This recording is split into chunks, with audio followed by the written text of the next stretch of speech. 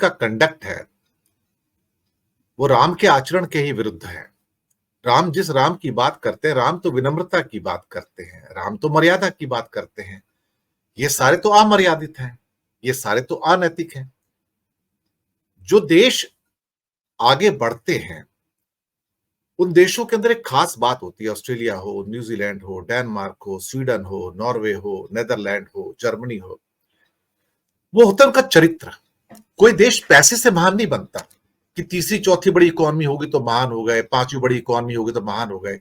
अब बड़ी इकोनॉमी से महान नहीं बनते, आप चरित्र निर्माण से महान बनते हो। शायद इसलिए जापान, जर्मनी, ऑस्ट्रेलिया, न्यूजीलैंड और बाकी जो स्कैंडिनेवियन नेशंस हैं, मैं मानता हूं यहां पर राम राज्य है। हो सकता है राम के मंदिर ना हो वहां पर राम राज्य है। वहां बच्चियों का अपहरण नहीं होता, वह बच्चों को, छोटे बच्चों को उठा के भिखमंगा नहीं बनाया जाता। भारत जैसे देश में जहां सैकड़ों बच्चियों का रोज बलात्कार कर दिया जाता है, हजारों बलात्कार, हत्याएं, बल्कि लाखों बलात्कार, हत्याएं, अपहरण इस देश में प्रतिदिन होती हैं। लाखों साइबर क्राइम इस देश में होते हैं, और फिर आप कहते हैं हम राम राज्य स्थापित कर रहे हैं। ये तो जिस देश में जो अपराध की दुनिया है वो तो रावण राज्य की दुनिया है, कंस का राज्य है, दुर्योधन का राज्य है। यहां कौन सा राम राज्य है? और वो लोग जो राम राज्य की बात करते हैं, जो अयोध्या में बैठे हुए हैं, जिन्होंने जमीनें भी हड़प ली राम के नाम पर वहां पर, और जो बड़े बड़े स्कैंडल किए हैं, और फिर कहते हैं जय श्री राम। आपने तो सीता मां को भी अलग कर दिया वहां पर। तो कोई हद होती है सर किसी चीज की? हेमंत कुमार जी। दिनेश जी, ये जय श्री राम का जो नारा है और इसको एक तरह से लोक में स्थापित किया, जिस तरह से किया गया है, जय श्री राम तो कोई अभिवादन का नारा है ही नहीं। मैं इसको अभिवादन का नारा नहीं मानता हूं। मैं मानता हूं कि ये बीजेपी का राजनीतिक नारा है, और बीजेपी अपने खास समुदाय को टारगेट करके और उसके खिलाफ एक तरह से उकसावेपूर्ण ढंग से कैसे उकसाया जाए, इसलिए इसको गढ़ा गया हुआ है। तो यह एक राजनीतिक नारेबाजी है, यह कोई अभिवादन का तरीका नहीं है। तो और दूसरी बात यह है कि जो ये राम के नाम पर कर रहे हैं, आपने देख, राम की कल्पना जो भारतीय मानस है उसमें राम की कल्पना सीता के बिना नहीं होती है। जय श्री राम तो यहाँ लोग ये कण-कण में बसा हुआ है, लेकिन इसको इन्होंने राम को अगर अकेला किया है तो जो इनका पूरा स्त्री विरोधी जो चरित्र है, चाहे वो बीजेपी का है या उनके पितृ संगठन आरएसएस का है, उसकी ही नुमाइश कर रहे हैं ये, और कुछ नहीं कर रहे हैं।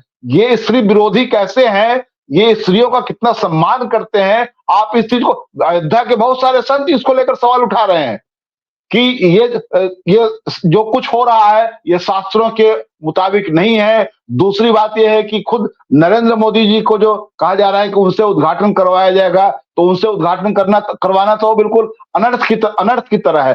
अब स्वाभाविक तौर पर है, अगर एक सवाल उठाया जाए उनके बारे में, मोदी जी के बारे में, कि मोदी जी ने पत्नी का परित्याग कर रखा है, वो भी बिल्कुल अवैध ढंग से, उसकी कोई वैधता नहीं है, कोई नैतिक ढंग से उसकी कोई नैतिकता नहीं है। और उस तरह के व्यक्ति को अगर राम मंदिर में प्राण प्रतिष्ठा हो रहा है, उसके किसी मुख्य आयोजन में बुलाते हैं, जैसे उनको शिलान्यास के समय बुलाया गया था, तो आप उद्घाटन समारोह में, प्राण प्रतिष्ठा समारोह में अगर आप बुलाते हैं, तो इसको लेकर अगर शास्त्रों के जानकार पंडा पुजारी अगर इसको सवाल उठा रहे हैं, तो उन सवालों को तो कोई एड्रेस कर नहीं रहा है। तो इनकी जो मनमानी है वो पूरी तरह से वोट को लक्षित करके किया जा रहा है। और ये लोकसभा चुनाव में एक तरह अभी सभी लोगों को निमंत्रण भी भेजते हैं और उसके बाद सवाल भी खड़े करवाते हैं मीडिया से, अच्छा आप जा रहे हैं कि नहीं जा रहे हैं, तो आप क्यों नहीं जा रहे हैं। ये सभी सबके घरों में, सबके यहाँ दफ्तरों में पहुंच करके और उनके सामने माइक लगा करके ये सवाल पूछा जाता है कि आप जा रहे हैं कि नहीं जा रहे हैं,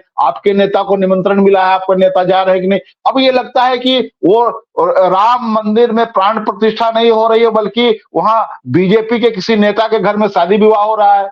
तो ये जो पूरा तमाशा है, ये तमाशा अपने आप में हास्यास्पद है। इसलिए मैंने कहा कि इन लोगों ने राम को इतना बाजारू बना दिया है कि ये इस देश के जो धार्मिक लोग हैं, जो आस्था रखने वाले हैं भगवान में, उनके लिए भी ये संकट पैदा कर रहे हैं। ये लग रहा है कि राम को कंधे पर लेकर के उनको बाजार में बेचने के लिए चले हैं, उनकी मार्केटिंग कर रहे हैं बस अपना चुनाव सामने देख करके। और अखबारों में भी यही हो रहा है।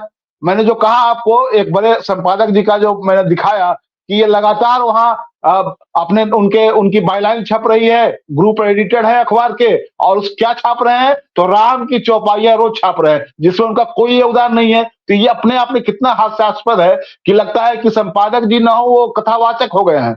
तो ये जो मीडिया का जो चरित्र है और इनका जो चरित्र है, जो लोग वहां लगे हुए हैं, इन तमाम दोनों के बीच में जो दुर्भी संधि है, इन लोगों ने मिलकर के एक तरह से राम को फिर से वनवास भेजने का ये प्रोग्राम बना रखा है। प्राण प्रतिष्ठा तो वहां नाटक है एक तरह से, और दूसरी बात यह है कि सीता को उससे बिल्कुल अलग कर रहे हैं। तो इनका जो स्त्री विरोधी जो रवैया है, उस रवैये की भी एक तरह से वहां नुमाइश हो रही है। जी सुनील सर, नमस्कार। जी।